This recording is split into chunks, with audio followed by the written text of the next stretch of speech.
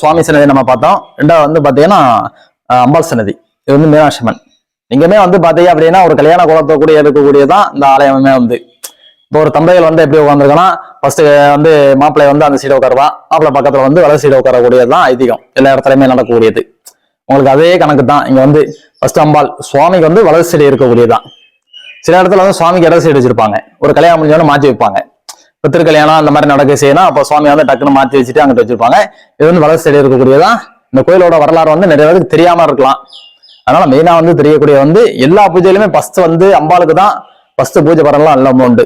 தேவாரணை, தேங்காய் பழம், நைவேத்தியங்கள் எல்லாமே உடைக்கிறது வந்து அம்பாளுக்கு அடுத்து ரெண்டாவது சுவாமிக்கு. ஏன்னா சில கோயில் வந்து பார்த்தோன்னா சுவாமிக்கு அடுத்து ரெண்டாவது அம்பாள்கிட்ட அந்த மாதிரிலாம் போவாங்க. இந்த ஆலயத்தை பொறுத்த வரைக்கும் ஃபர்ஸ்ட் அம்பாளுக்கு எந்த பூஜை எடுத்தாலும் தெரியும்.